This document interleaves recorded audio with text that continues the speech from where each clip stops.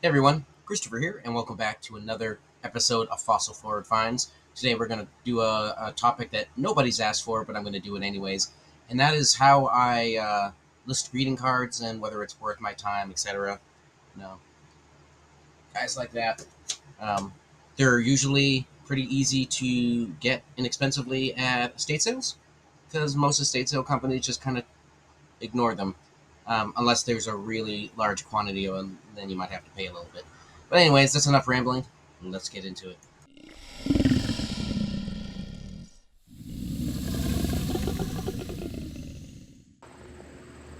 All right, so I bring up greeting cards now because we are approaching Q4, and as you saw in my Albany estate sale postcard haul album thing, I got a crap ton of greeting cards as well. There's a Garak. Um, So I need to start listing them. I've already started listing a few, but what I wanted to do was pull out all the Christmas cards. That is a lot of Christmas cards. I don't know if I'll get them all up between now and Christmas because I am not Hallmark. I do have other things to list besides greeting cards. But I'm going to start with ones that I have multiple quantities of and go from there. So let's keep going. Alrighty, so let's get into listing a greeting card as an example. So, like with the postcards and swap cards, I do have a template here at number 11. So, we're going to create a listing here. I've already scanned these in, so I'll show you what that looks like. Um, so, we'll take the first card here.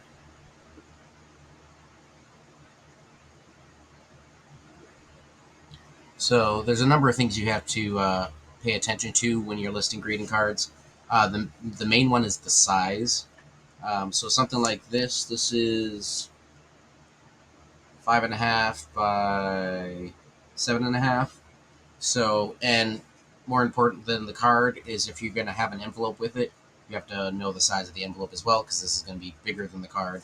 Um, so this will barely fit into my 6 by 8 EcoSwift. But what it does mean is it can still go eBay standard envelope. If it gets any bigger than this, it won't fit in those, and it'll have to go ground advantage. So you need to price accordingly. So, anyways, let's take a look at what we got here. So I always do front scan, center, or so this is what the card looks like when it opens. You get the back scan, and then what the front and back of the cover of the card looks like. And then if I have an envelope that is something different as opposed to just like a plain colored envelope, then I will run that through the scanner as well. Um, so I run mine through the duplex scanner if I can. If there's embellishments on it, glitter, ribbon, whatever, then it goes through the flatbed scanner. Um, just one of those things you have to pay attention to. You don't want to scratch up your scanner. But when you are um, putting these cards through a duplex, you want to make sure that the spine, so this center part here, that's the part that's facing down on the scanner.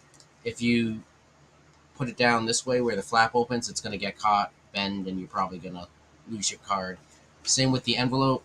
You want the spine part facing down. All right, so we got that there. Um, Something to point out. So this is from a society, so Priests of Sacred Heart Monastery. So these were either free cards that were sent out when they were soliciting donations, or it was a gift after giving donations. I'm not sure which exactly. Um, but even though these would have been relatively free to start with, they do sell. Most of the greeting cards I've sold to date have been things that you would get in the mail as as a gift or an attempt for a gift. So just gonna toss in the skew here. This is one of the greeting cards from the Albany album. So do that. I have started using skew numbers for for greeting cards now that I have so many. So this is greeting card number 81, And let's start coming up with this title here. So actually, first thing I'm going to do, since I already typed this in earlier, Priest of Sacred Heart. I'm going to put that in there as the brand. And for the greeting, we'll use Sacred Heart Monastery.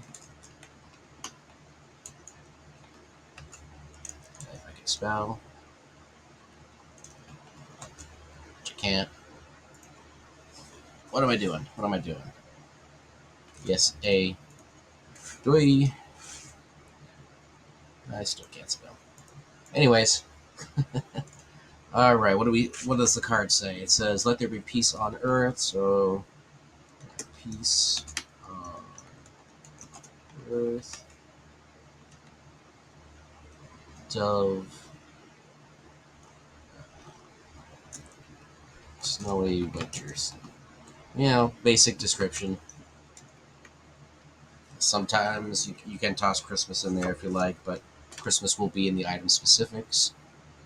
So it's already got the store category of greeting cards, but I'm going to toss it in my Christmas album there as well. Let's see. Manufacturer United States. Do I know that? I do not know that. So we're just going to leave that for now. Includes envelope. So occasion is Christmas. Something like this. I'll say, I hate this mouse. Religious scene, multi-purpose, multicolor. It's probably not vintage. I don't really know, so I'm just going to say no. There is a website on it, so that's pushing it more modern. All right. Copy that for later. Contemporary, pattern, it doesn't really matter. But I'm going to do graphic. Item height we said was 7.5, I believe. 7.5. 6.5, I think we said, or was it 5.5? 5.5.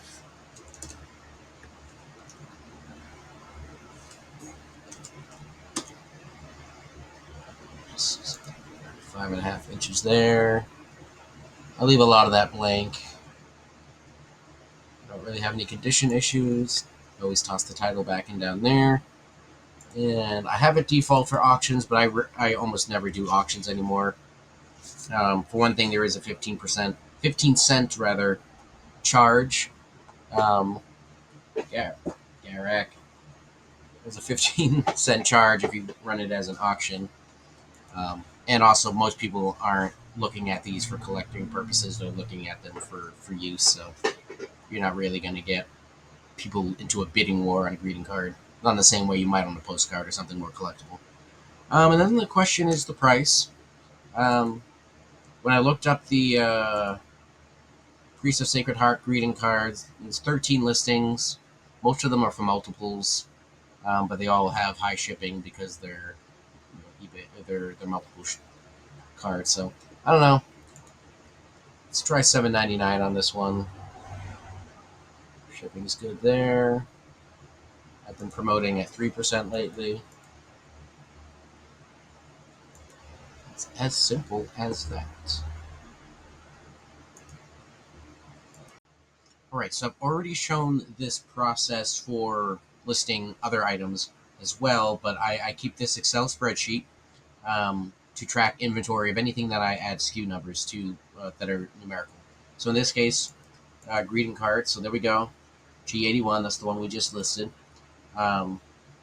When I list my first item of the day in that category, I mark it red, add the date, so I know everything else afterwards is that same date. And then I have quantities. That way, if I list more than one of the same item, I know that as well. So in this case, the first card I listed today, I had 8 of. So yeah, that's how I keep track. That way, if I'm looking for an item after it's sold and I'm not finding it in the right SKU number, I have a backup to make sure I didn't mess the SKU number up somewhere. Do the same thing with Pogs. trade cards and swap cards, photographs, and then, of course, postcards as well. All right, so that's how I list greeting cards. Please let me know in the comments below if you have any questions, thoughts, concerns, dilemmas, whatever. Um, yeah, again, for a video that no one asked for, I hope this was entertaining. I've actually already sold at least 1 or 2 greeting cards from that haul that I've listed so far. Anyways, we'll catch you on the next video.